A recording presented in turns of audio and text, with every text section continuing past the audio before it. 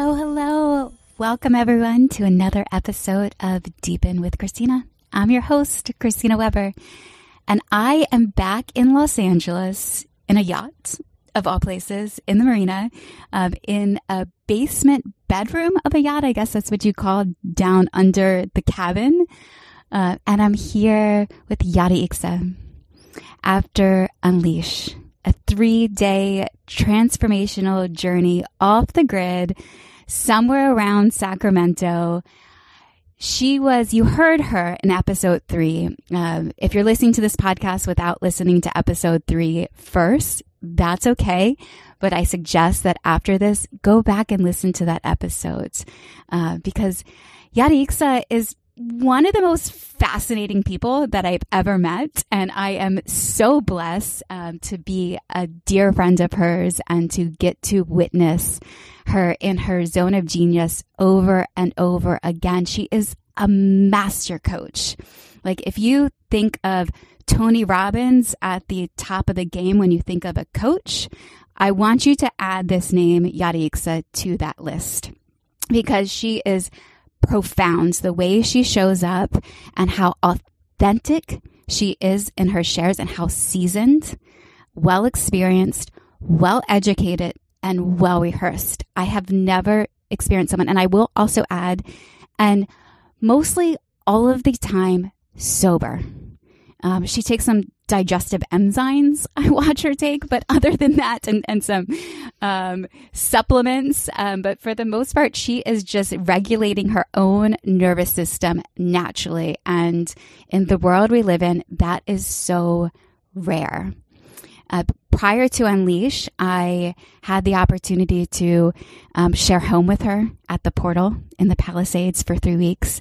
So I got to be a witness as she prepared for this 3-day event where over 200 people joined in a COVID-safe environment, all taking ownership for their health and their own well-being, and committing to transformation, to having a desire to become the best version of themselves, doing the work, being out in community, connecting with other human beings when it's hard and it's challenging and we experience social anxiety. This event is sober.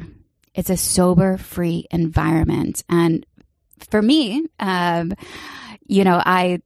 I share my age all the time, I'm 40. I grew up at 16 and was handed a can of beer at parties, and spent my, high school and college like this is a way of connecting. We have alcohol, and then I'll say weed. I now call it cannabis, but weed was introduced because it wasn't medicine at the time. It was just an escape.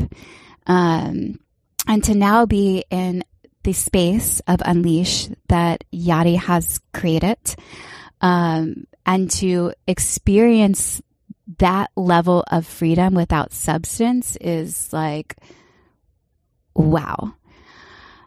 I'm so blessed to be having this conversation with you. Literally 2 days after you have returned from one of the greatest events that you have planned and executed, and you had a team of 50 people. Like, wow. How are you integrating? Holy wow. First of all, I just want to say, holy shit introduction. To even be included in the category of Tony Robbins, who is a master coach, that actually I was not expecting that. And I didn't even know you saw me like that. I'm like, what? It's clear as day to me. Wow. Okay. Well, damn. Holy fuck. I'm surprised right now. What was the question? I just want to speak a little to why I say that, because, you know, I see the shock and the portals opening in your brain to recalibrate the alignment around that you're seeing that, because I actually didn't even add, I could add Joe Dispenza's name and Esther Perel and Brene Brown, and because that is that's the caliber that you are at, and the uniqueness of the way, you know, I said authenticity, because yes, you do go through your own shit. I get to experience that and see as you navigate, and I know they do too. The genius of you is that you don't hide it. You bring it out in the world, so you are so relatable. And not to say they're not relatable, but you're extremely relatable, and you're in reach. You process information and the experience around you with so much depth, and the way that you seek counsel to support you in the process is the true mark of like one of the greatest leaders of our time. Whoa. And I think anyone who's listening, if you have been to Unleash, you know, I know that you are shaking your head and saying, yes, I agree. Okay. I'm receiving. I'm opening myself to receive that, because that blows me away. Because also I think about like, I think a lot of my coaching doesn't come from getting coached on how to coach or how to run this event. I have not done that much training to, like, when I say that, I haven't done that much training as in gotten very specific ways of teaching people or coaching people. This has been a journey of receiving some aspects of coaching and my life experience. And the way that I navigate through life is very like, as soon as I learn something, I immediately put it into practice for myself so that I know it in my body. And I think that that's a very, that's a unique superpower of mine, that I'm able to take something and process it super fast by actually doing the thing.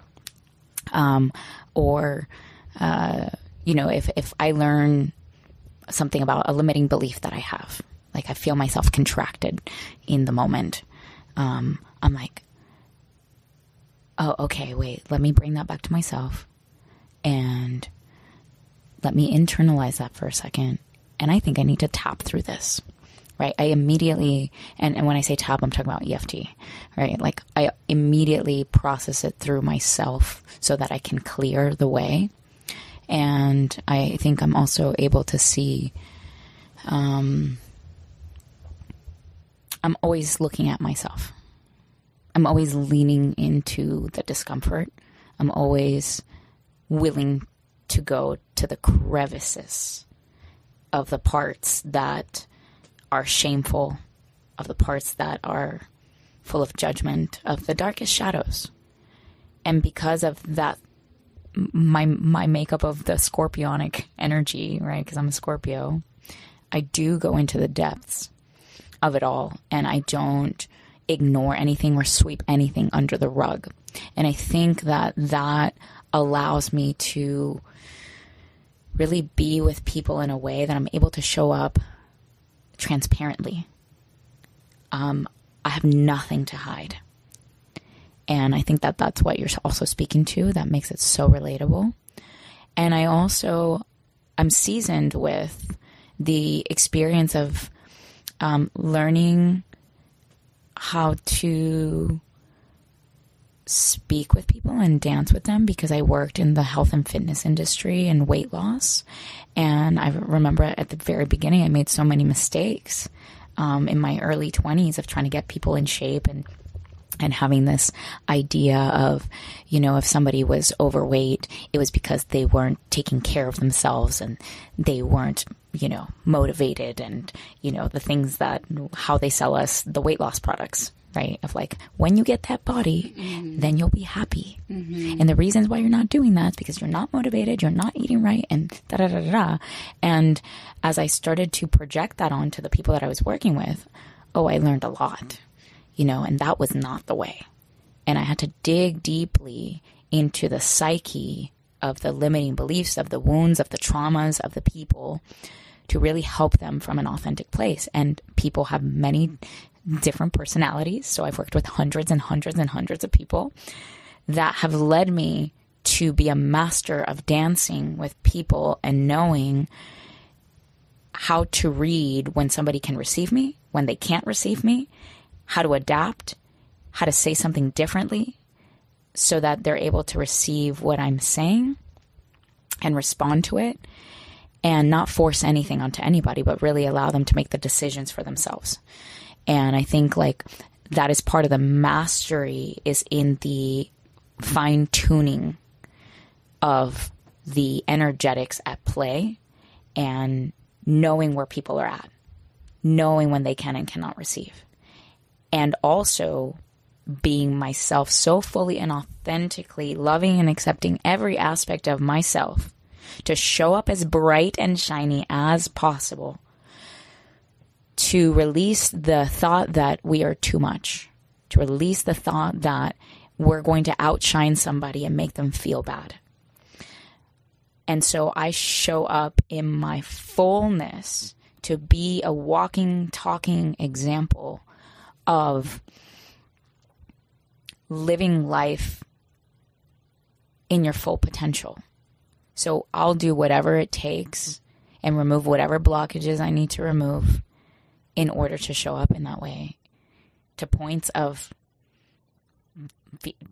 being completely naked, showing my complete naked body at Unleash, but not in a place of, not coming from a place of sexuality or anything like that. But even I did a prayer performance that told the story during that prayer performance about the layers that we have on. And at the end, you know, I became completely naked.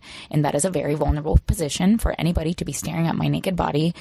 200 people at one time just staring at me nakedly. And I remember in that moment, not one person clapped. Not one person clapped, because they were just kind of in shock of what they were sort of witnessing. And I wasn't quite sure what was happening. But it was that level of raw vulnerability. And I think also one of the things that I did at Unleash that was probably my most vulnerable, and I knew that I was going to be doing something that I'd never quite done before or shared with publicly before, because this theme was heaven on earth. And for me, the theme heaven on earth meant to unveil what is between heaven and earth, which is a deception, which is a lie that we tell ourselves. And these things that we don't want to accept about ourselves. And heaven cannot enter into earth unless we actually love and accept every part of us. And so within that acceptance of myself, what I did was introducing like this EFT tapping before one of the facilitators, Sonia Sophia, came on, which she's like a master facilitator. And I was just like, okay, I'm going to share. And I started tapping, and I'm like tapping on my forehead and tapping on my heart. And the first thing I said during that was like, I was molested at the age of 5, and I love and accept myself. I molested my little brother when he was 2, and I was 10. And I love and accept myself. I've been a manipulator in the past, and I love and accept myself. And taking ownership and responsibility that it's a level of forgiveness, because we're human and we're bound to make mistakes. how else are we going to learn? And as a child, being molested when ages 0 through 7 is when you learn and how it makes you you. And my first lesson of manipulation was at the age of 5. So I learned how to manipulate by being molested. And I didn't even know I was using that later on in my life to get the things I wanted. You know, how to use sexual energy to get the things that I wanted. Or do something to get something. The compromise that I speak so much of at Unleash. It's like the one thing that is part of my biggest mission on the planet, besides healing sexual trauma through full self-expression, because that's where we carry most shame, and shame is the lowest and densest vibrational frequency on the planet. And sexual shame, anything related to sex, it's our birthing portal of life. It's our birthing portal of creation. And if we have blockages around sex and confusion and guilt around it, how is it possible that we're going to give birth in a way that is wholesome? So that's one. And two is helping people recognize one of the deepest wounds that we also have on the planet that we've been learning along the way is compromise. And compromise, in my definition, is when we self-sacrifice and we do things to either people please in order to be loved or in order to feel gooder about ourselves. And it is a false humility to shrink yourself, to lessen the importance of yourself for the sake of someone else in order to be a better person, because we've misinterpreted humbleness as to don't shine too much, don't be selfish, be selfless. And that programming has led to the leakiest energy on the planet. Because when we compromise and self-sacrifice, it means that we are not in our full level of competence. And competence is this dialed in, focused energy that allows you to be fully in your power. And if you are fully in your power, that means that you're operating at the highest level for the greatest good of yourself and all of humanity. And so when we compromise, we are then unknowingly starting to create the leaky energy of being jealous of somebody, because they might have something more than we do, but like, oh, but we're gooder because we, and I say gooder as in, I know that's not a word, by the way, but it's like this idea of like, I'm such a good person. And when we do that, then we have resentment, we have jealousy, we also create lack, because then we don't have enough. Oh, I give this all to you, and what are you giving back to me, right? It starts to become this like loop. And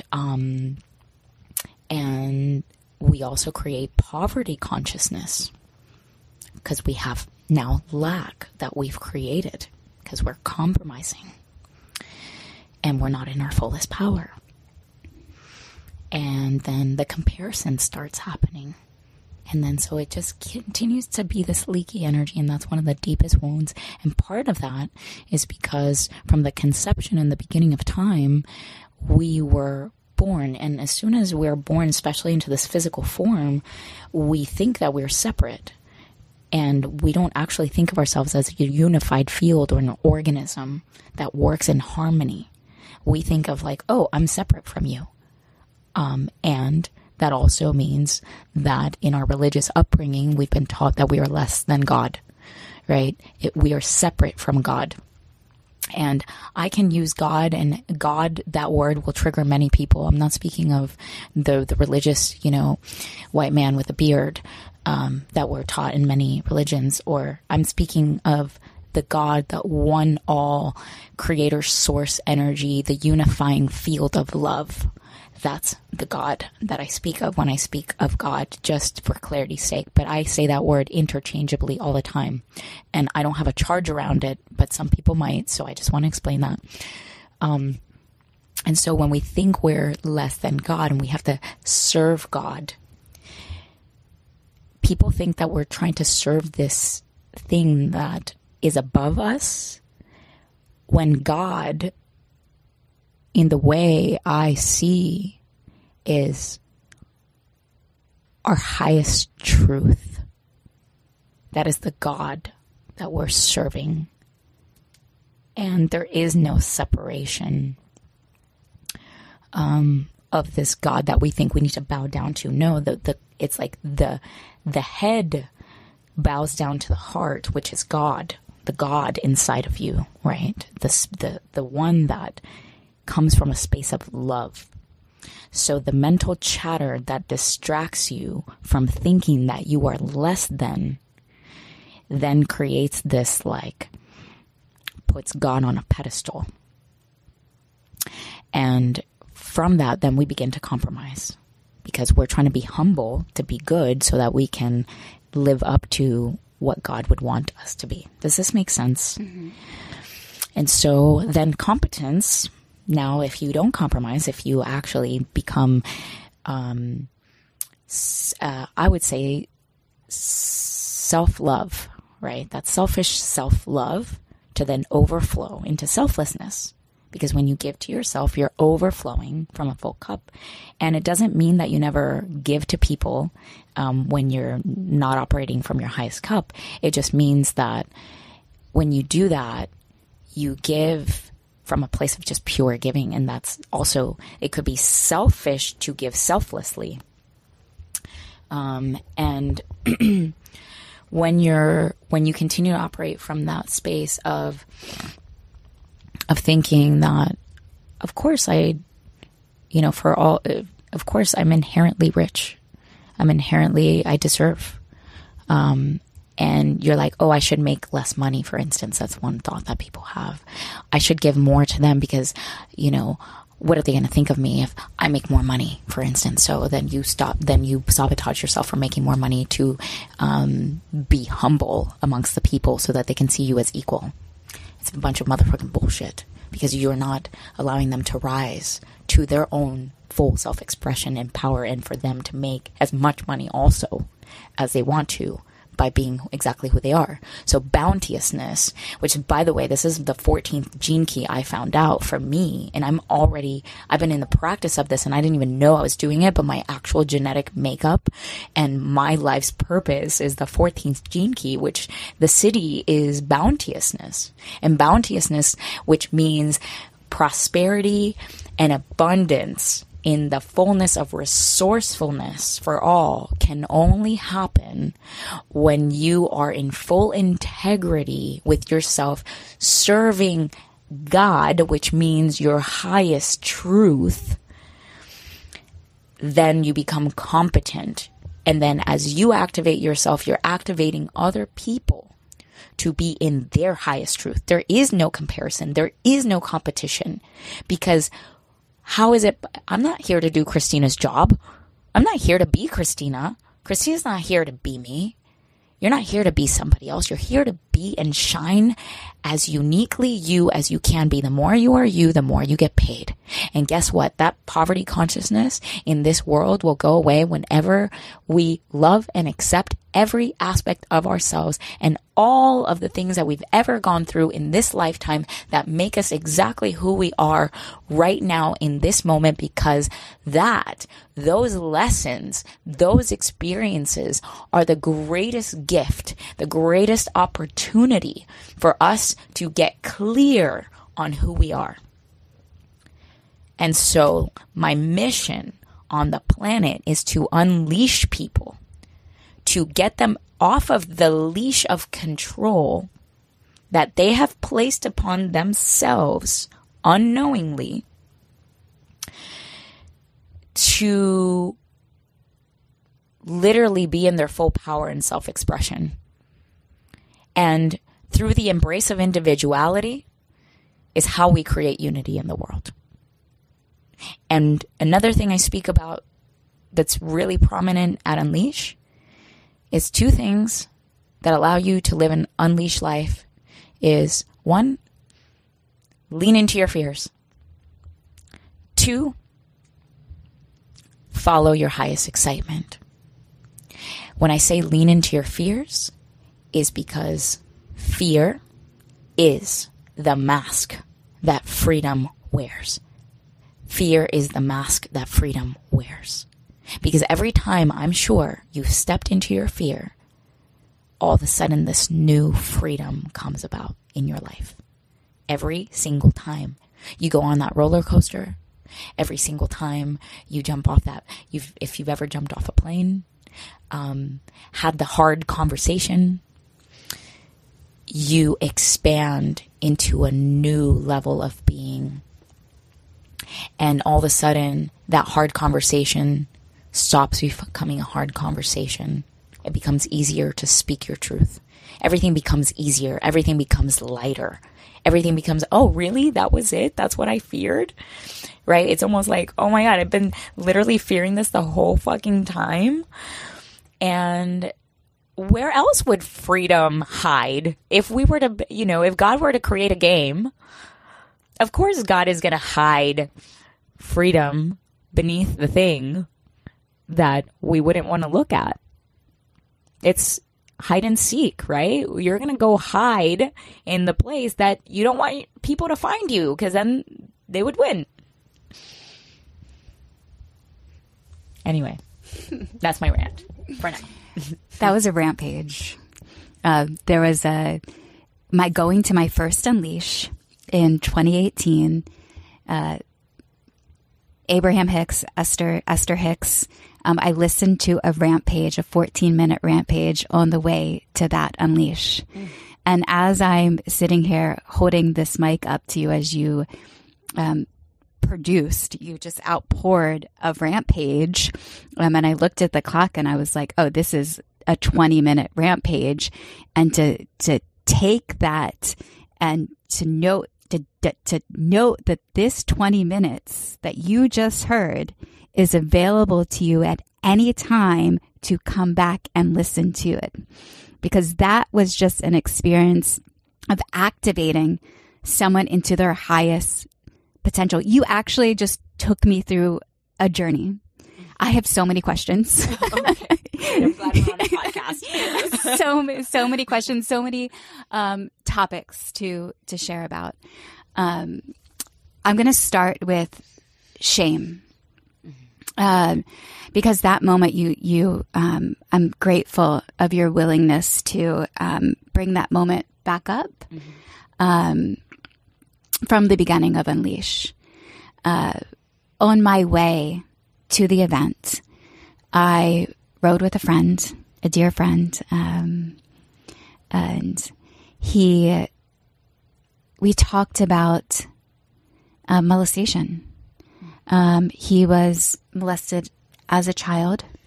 It's something that has been part of his family, woven in the fabric of his existence. And he has a daughter or has a couple daughters, grown-ups. And he had shared that one of them is super shy still to this day. And I asked him, why do you think that is? Or what makes her different than the others? And he said, well, when they were, she was 5 years old, she had an experience on a family trip of being touched by a friend. Mm-hmm. And that experience was challenging for a father to witness within a friend. And you have a young daughter. He raised his children because he grew up with molestation. He raised his children to say, if you are touched, if here and here is ever touched, you tell us that's bad, no good.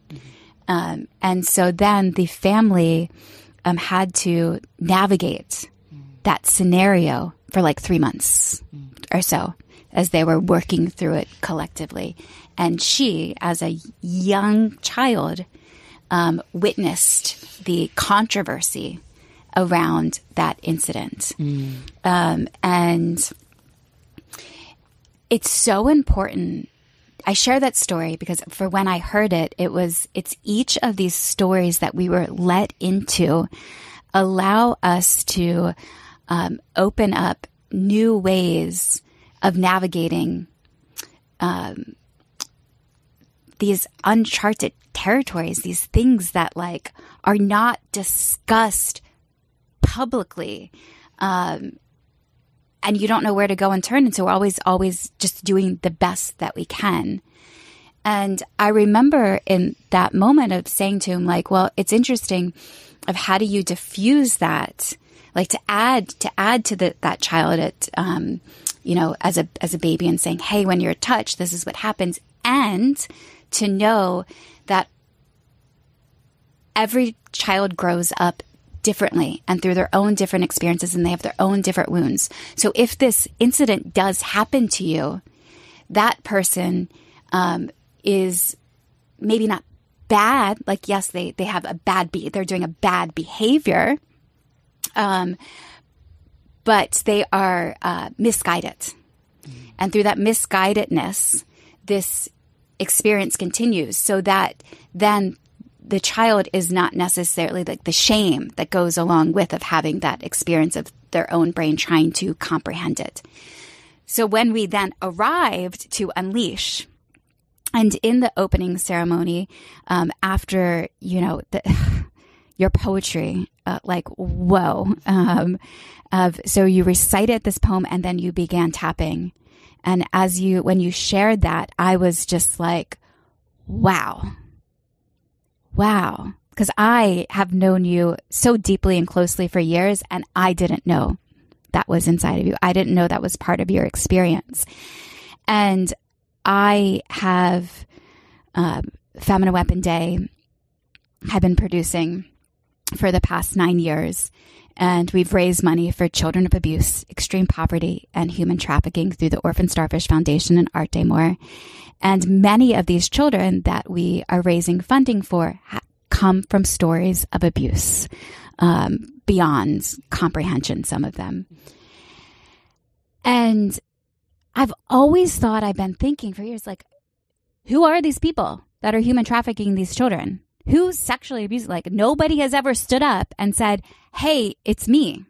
Like, I know people have called me the web, the human LinkedIn.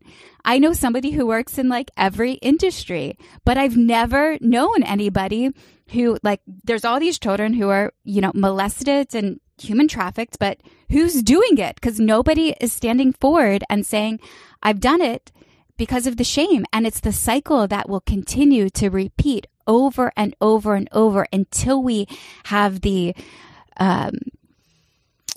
audacity, the boldness, the willingness to say, hey, I've done it. And I felt awful about doing it. And here's my story. And this is like... And I love and accept myself. And I love and accept myself. Because there has to be a level of forgiveness for yourself in order to continue forward. You know, personally, right? I was a child still. I was 10 years old, right? My little brother was 2. And so I'm still developing. And I just remember, you know, my mom used to have me shower with my brother, and I think you know, I was learning my body, and obviously I had already had the experience of the sexual molestation at the age of 5. So I kind of, you know, and masturbation was already happening for me at a very early age. And I was a very sexual child. I'm not sure if it was from the experience of my uncle molesting me, because it was like, that was the activation point, or I feel like perhaps, I mean, I can remember maybe masturbating at the age of 3. And I remember making out with my cousins, you know, and I used to, in the past, I would have never been able to say this to not even a friend, and let alone a fucking podcast.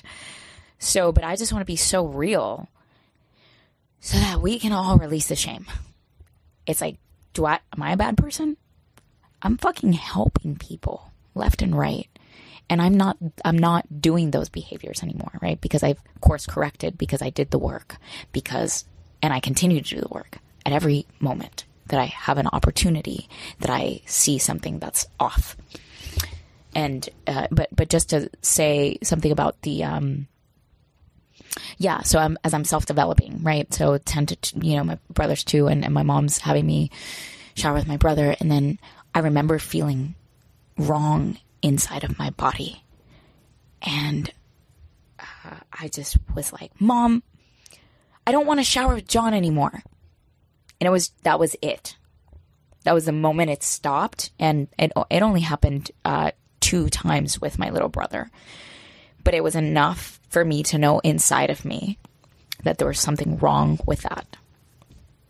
And when I say wrong, it's like, it's not coming from a place of, like, I could just feel it's not coming from a place of truth. There's an offness.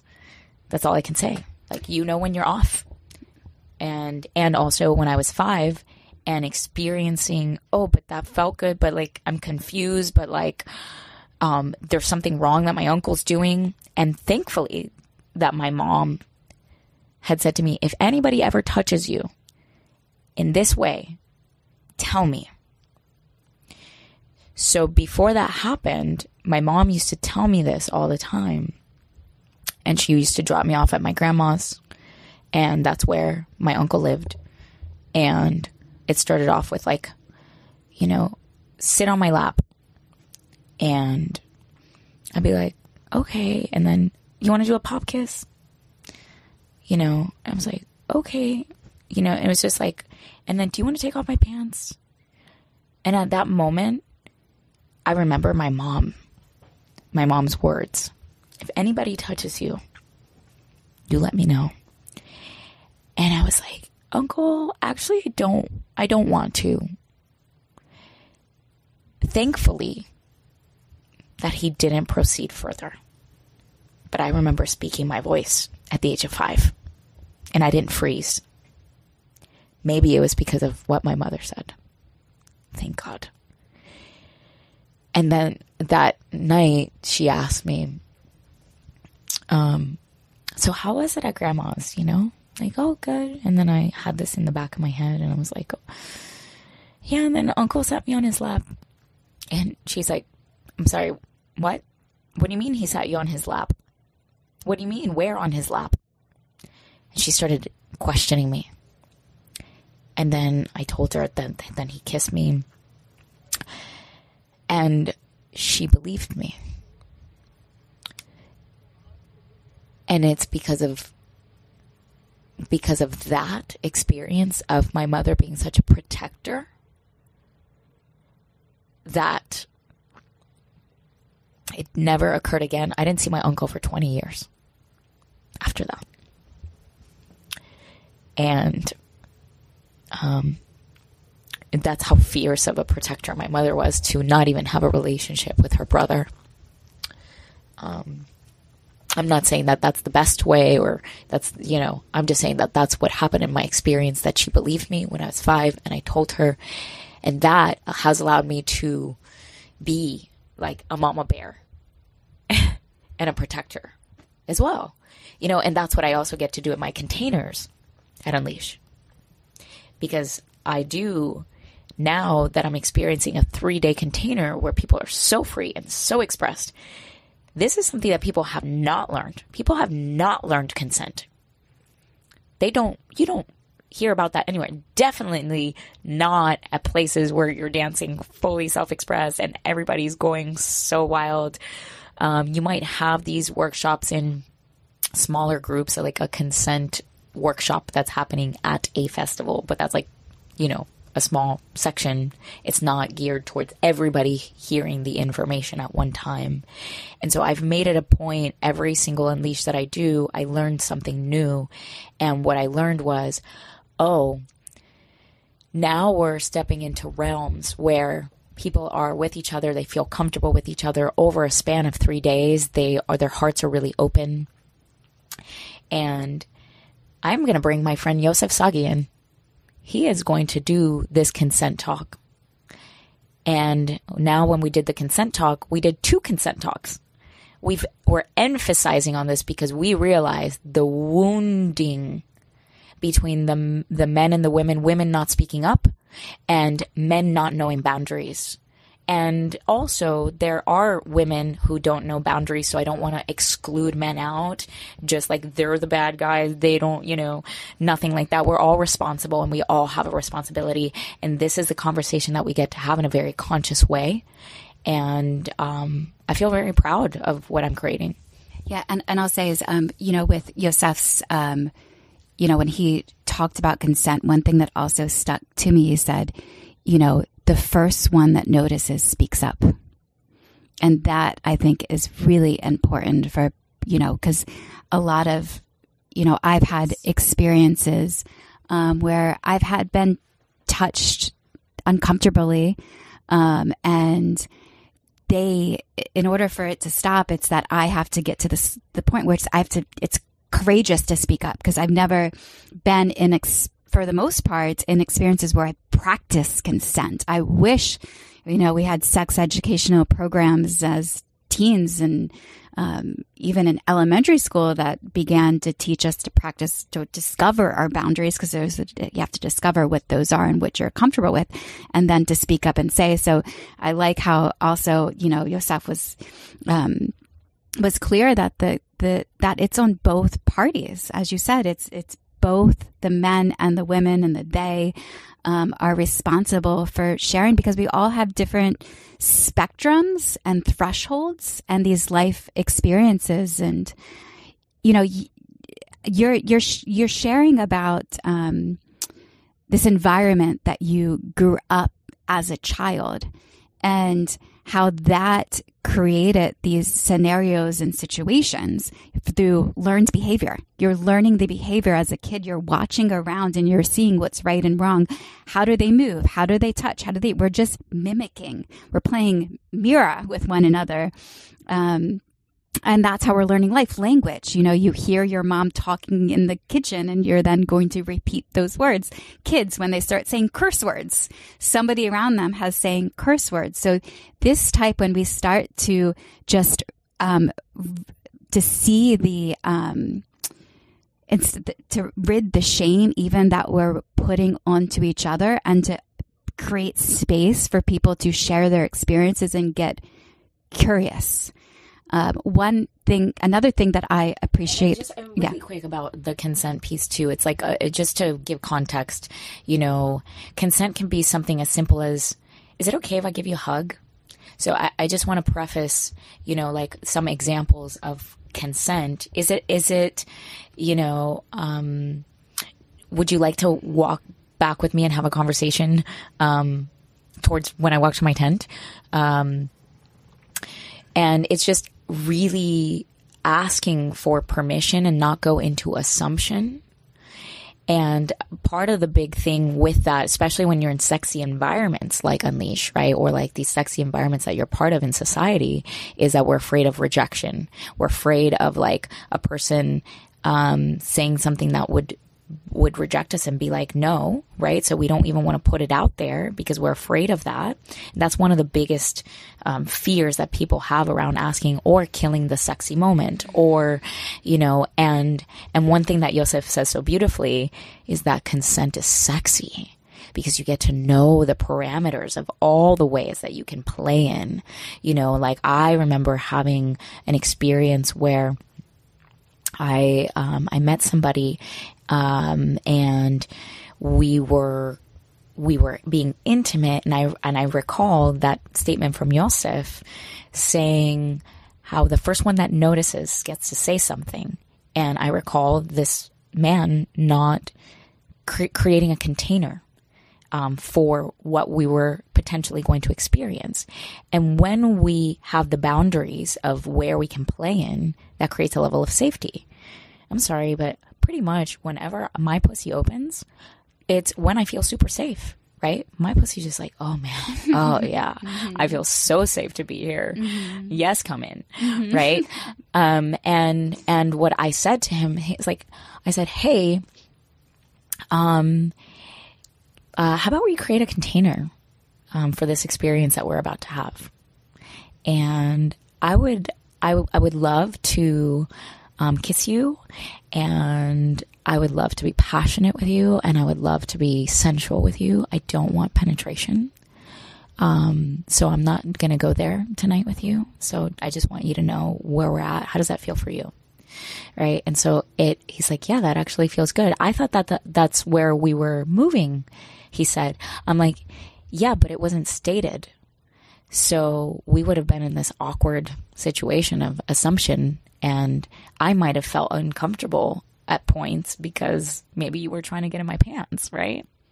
But because it was said so clearly, we were just making out so passionately, and it was such a turn on, and we knew the parameters of and then he checks in with me. He's like, is this still a boundary of no sex, no penetration? And I said, yeah, actually it is, because I actually got to, get up early, and I would prefer that. I love that he checked in. I love that he checked in, right? Because we can't assume that just because we're passionately making out, that it's already assumed that, oh, she must want to have sex with me. Mm-hmm.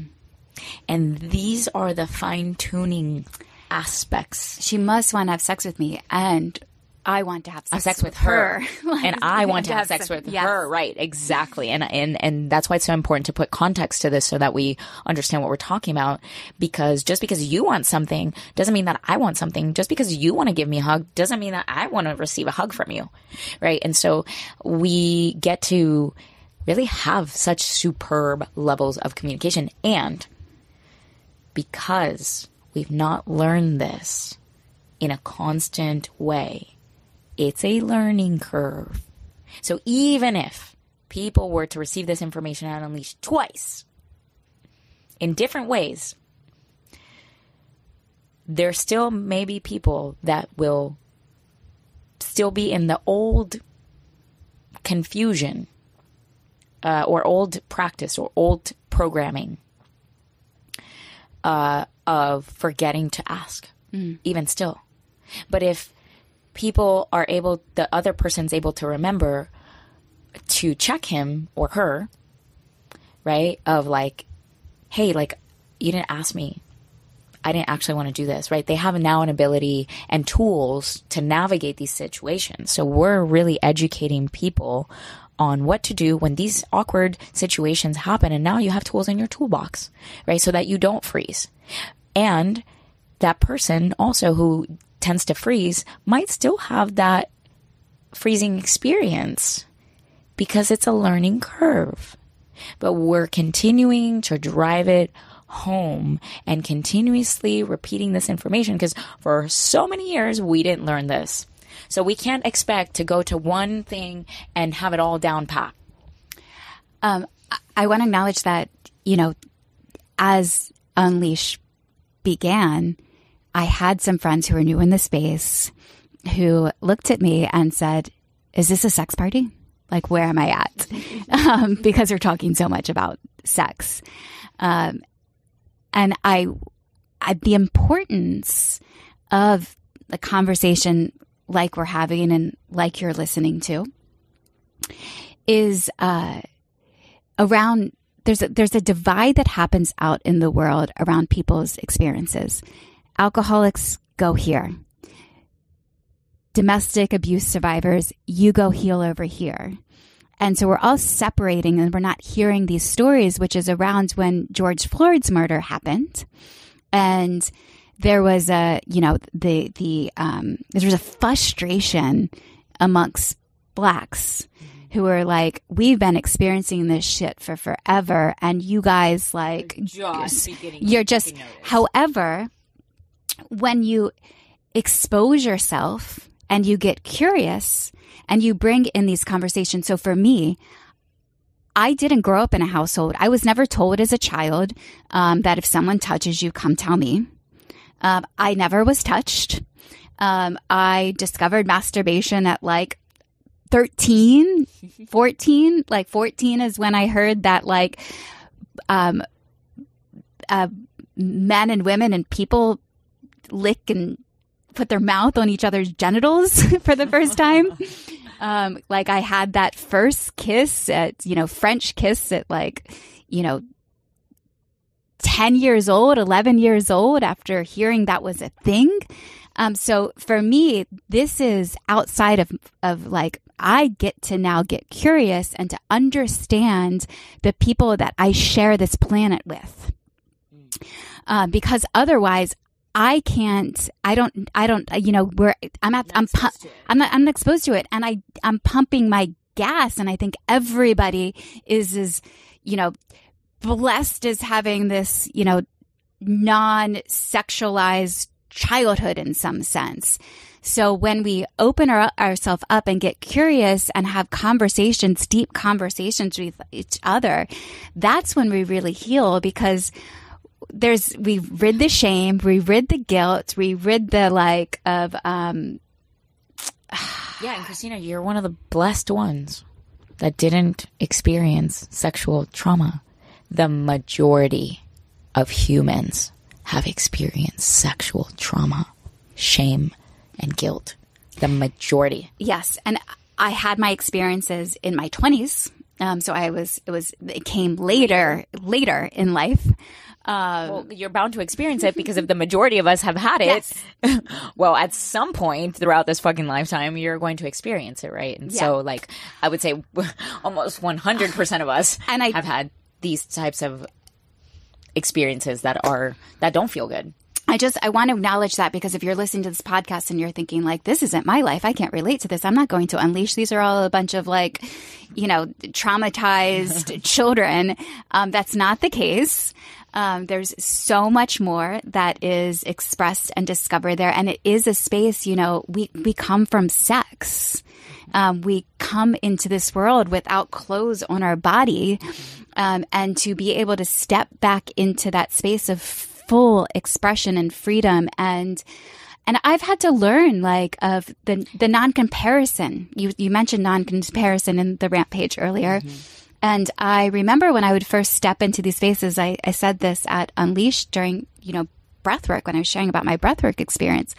I first had that at my first breathwork experience in LA in, 2016. And I walked into the room, laid down with my blanket and my pillow, and was guided to start breathing. And then there was a woman around me who started having breathing, like she was having an orgasm.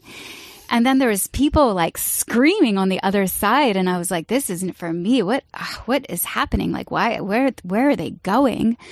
And now to then have experienced breathwork again and again and again. And at Unleash, it was this I really got to drop into my own unique experience and honor and respect the experience of others and not let their experience shift mine. Mm-hmm.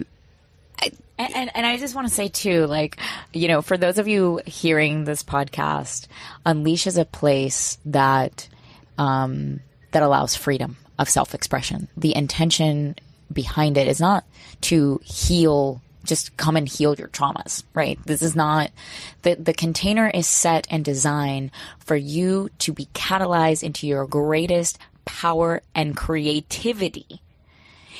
And what that means is, naturally, you have to get rid of the shit that is in your way.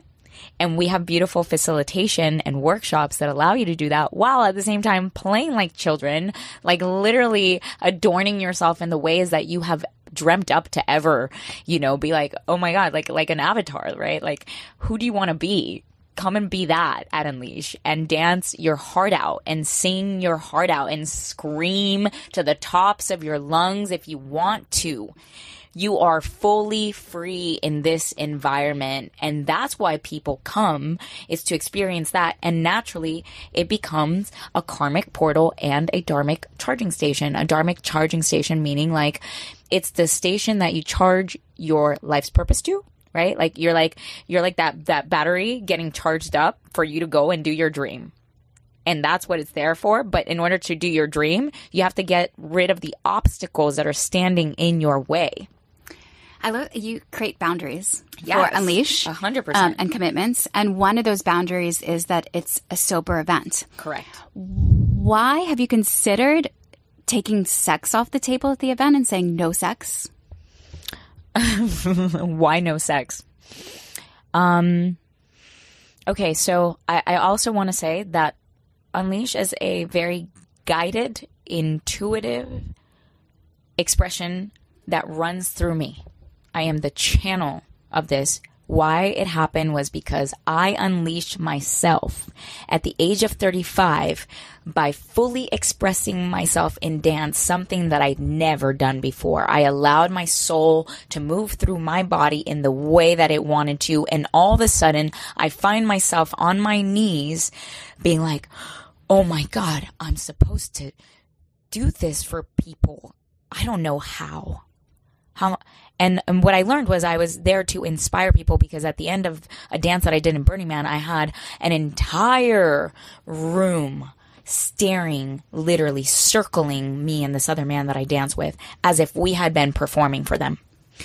And that let me know that there's something really special about whatever it is that I'm doing, which is unleashing myself, which is freeing myself. When I become free, other people are inspired, right? So when this thing about Unleash starts to come through, this idea, like I'm meant to hold space for people, and not just hold space, not just like be a container, but activate them with this fire that I have. Like I have this fire in me, and activate them to wake up, like remember who you are and your divinity and your miraculousness and your greatness.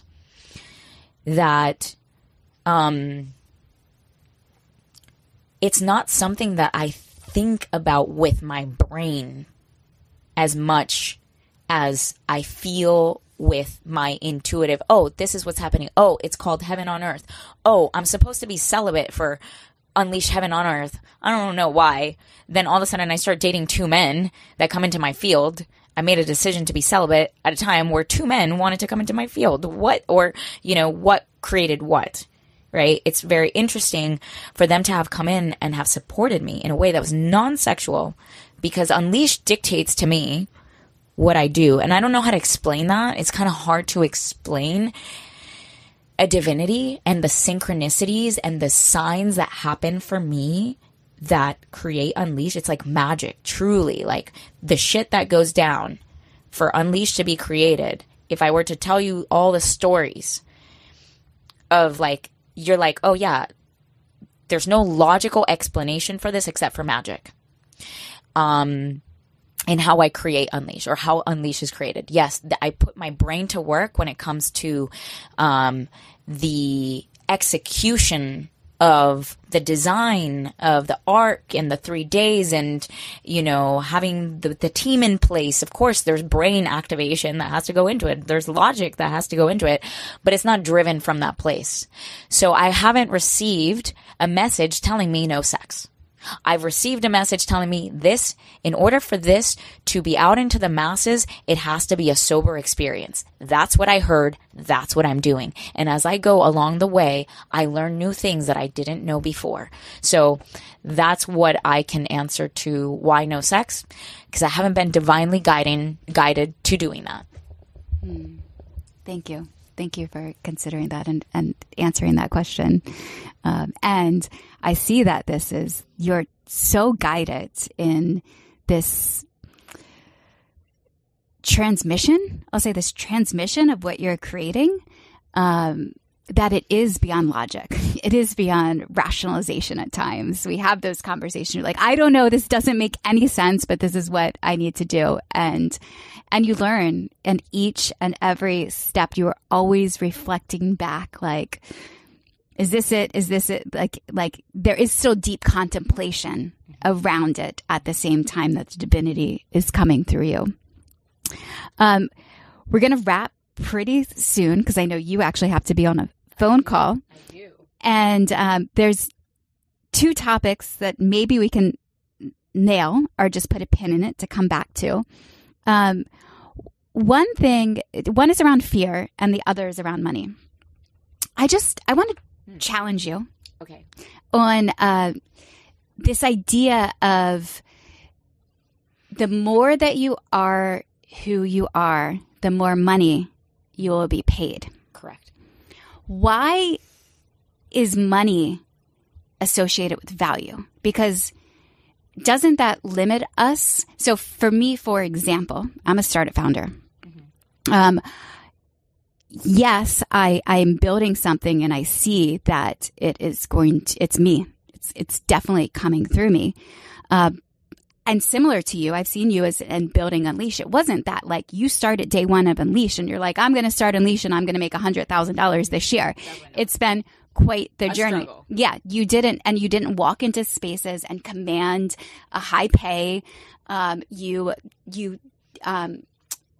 It wasn't, they're not always valued with money. Correct. We're valued in other ways. So I just love to speak more to that of how I, because when I hear you say that, there's a little trigger inside of me like, I don't know. I think that we're valued in other ways beyond money, and our money system is pretty fucked up in how it's structured at this moment. And it's also like you're relating paid to money. Okay. Right? So it could be money. It could be levels of resourcefulness. It could be paid in support, right, for your business. Education. Huh? Like education. Like I can, if I, as an intern, I volunteered at organizations and gave my time, and I was me in that, and I was given education. Exactly. Like there's mentorship. There's different ways of getting paid, but it's like the root chakra, right? It's like the support. Like in order for you to feel grounded and stable, your root, it's like your home, right? That needs to be feeling stable in order for you to. That's the foundation. It's like the 3 little pigs, right? What foundation was it that the big bad wolf couldn't blow off, right? It's with the brick wall. It was made with bricks, not with sticks, not with hay. So in order for you to have that solid foundation, it has to come from that space of when you are you, the more you get paid because you're building from a solid foundation, not from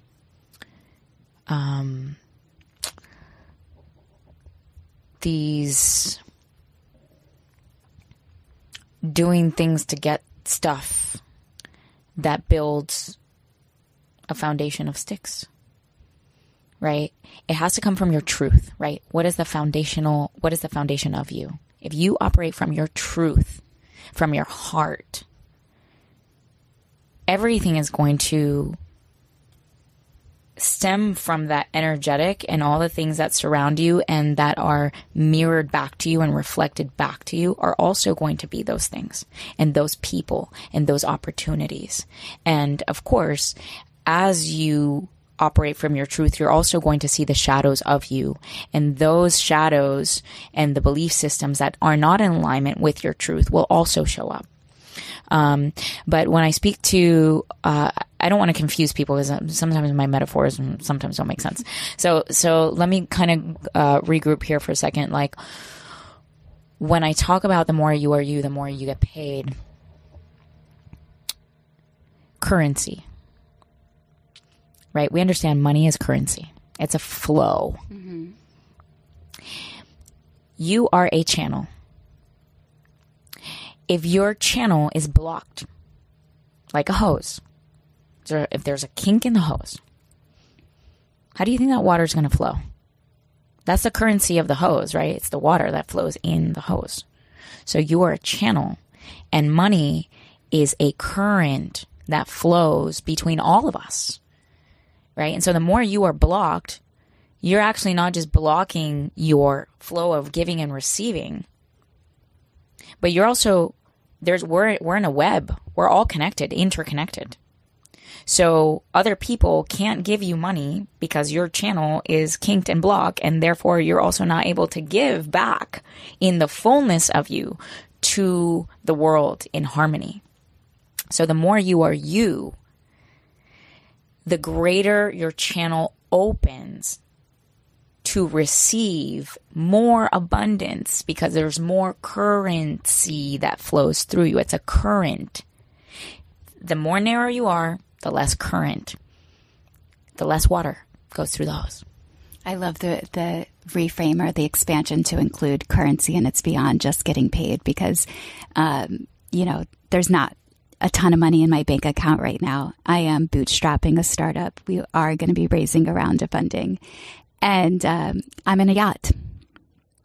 I flew in a private plane back from Unleash. That's right. I actually flew the plane for an hour in air. And I woke up the morning leaving Unleash with no intentions of being on a private plane. Not even that was not even in what a realm of possibility that my mind could comprehend.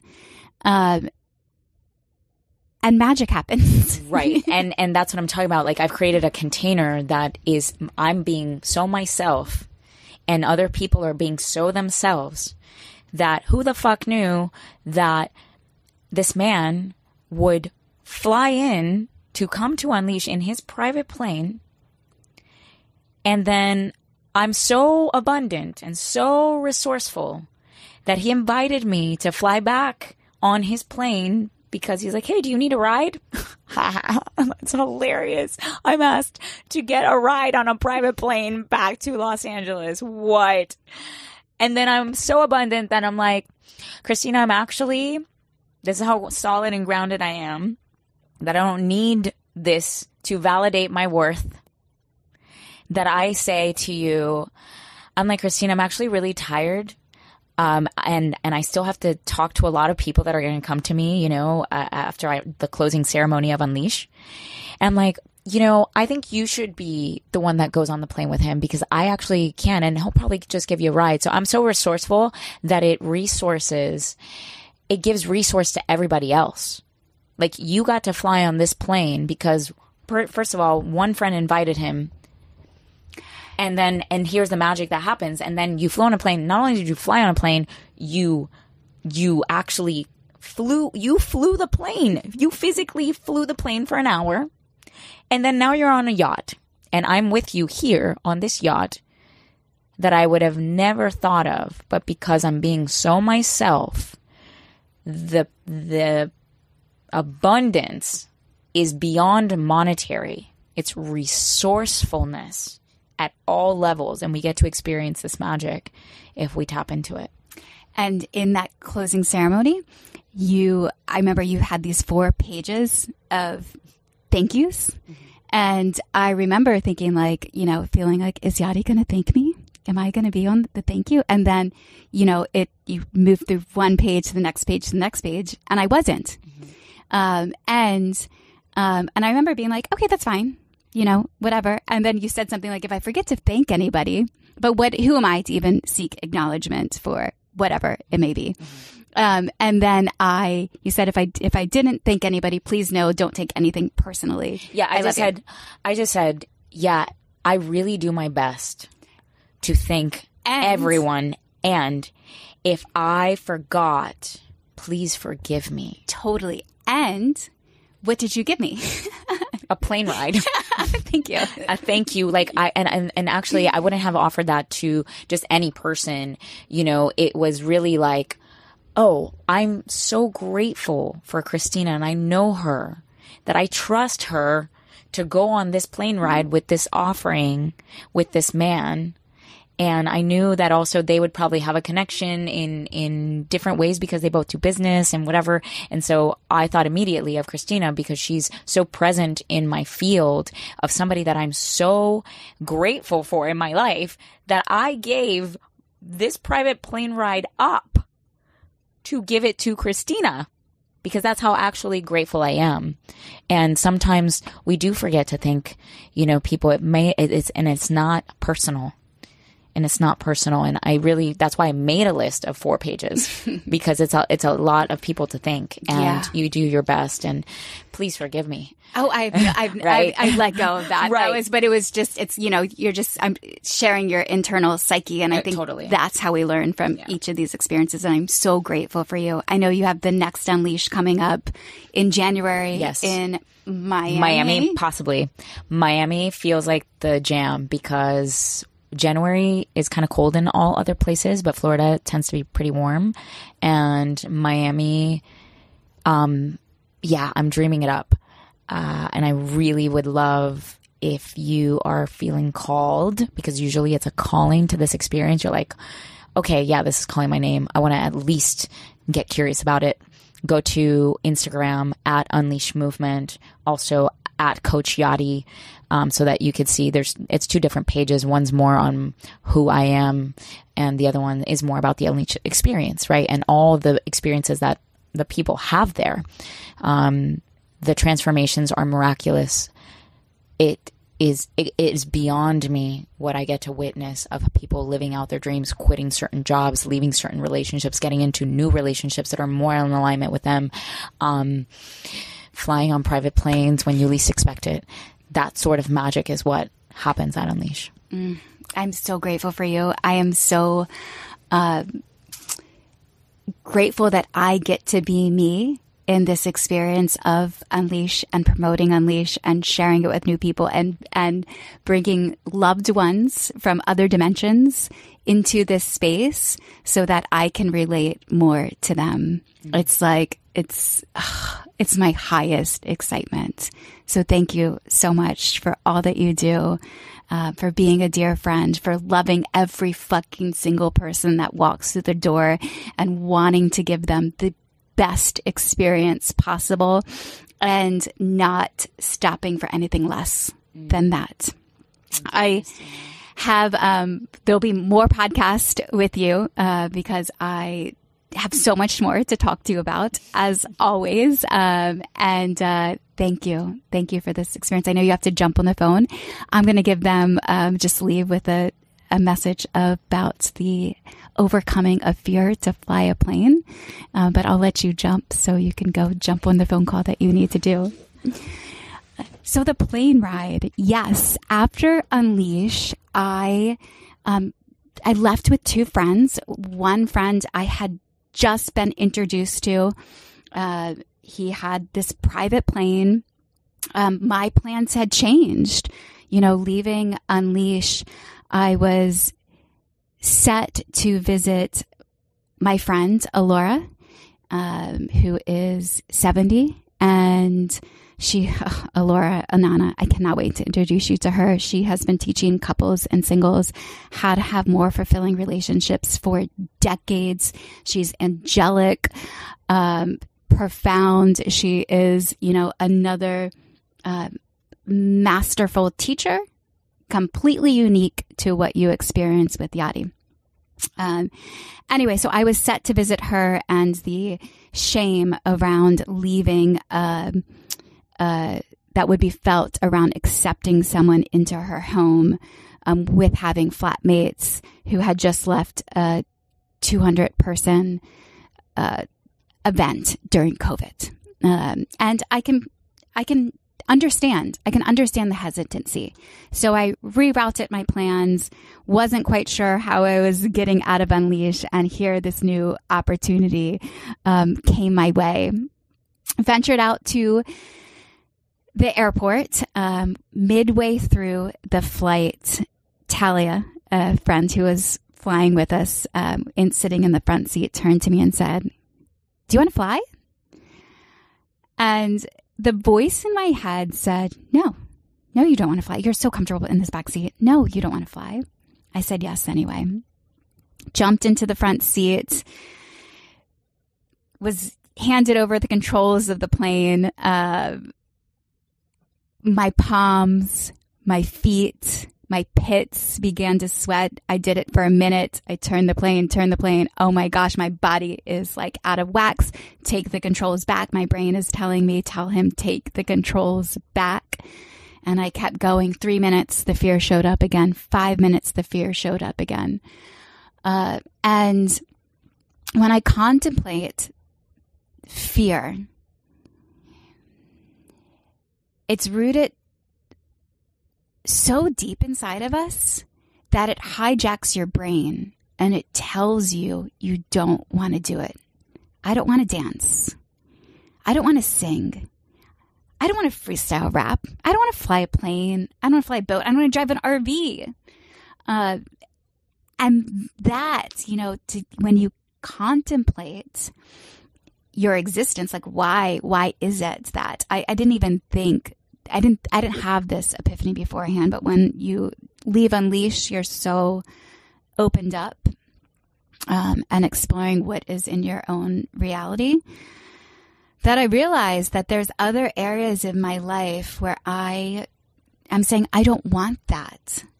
And really underneath of that is, I'm scared of that. And there's times, there's times that you really just aren't interested. I don't want to take away. There's things you're just not interested in doing. Like, I'm really not interested in wearing one of those flight suits and jumping off of a mountain. That doesn't interest me. So fear, get curious about it. If we can all step into these other worlds. And I will say with flying that plane, we entered the airport, got gas for the plane, took off, flew in the sky, landed, exited the airport in Santa Monica without seeing a single person. I was amazed how easy it was to fly. I was amazed that nobody else was flying too. Sure, people can rack up in their brain, how expensive it is to be a pilot and to have a plane. And it's not that much more expensive than having a big home, nice designer shoes and clothes, or a fancy car. We spend our money on lots, so many things that, but you could be flying. You could be flying a plane. And I may now go and get my pilot's license. I'm actually really interested in doing that. So if you're interested in flying, to reach out, maybe a group of us will go inspire each other to get our pilot's license together. Thank you all. Thank you for tuning in. Thank you for allowing me to share about transformational experiences that are changing my life and that are connecting people. Unleash is one of them. If you go to wedeepen.com, There are more of them on the way. We have some of them listed there, like Tantra Speed Date, the Wave Silent Disco, Hum Hum. Some are dating events. Others are relational events or community-oriented or transformational. Check out the calendar. We are in a growing phase.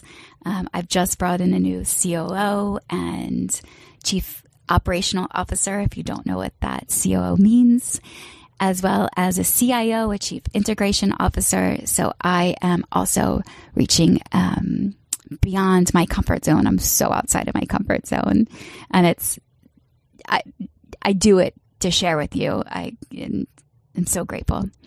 So thank you all for tuning in. You can find me, Christina Weber, on Instagram at Christina Weber with 1B. Again, check out WeDeepen.com. If you enjoyed this podcast, subscribe, follow if you're on Spotify. If you listen on Apple, please leave a review. It will help other people find this podcast and listen to, and share it. Send it with friends. Send that Rampage to friends. Okay, thanks for tuning in, and I love you all. Bye.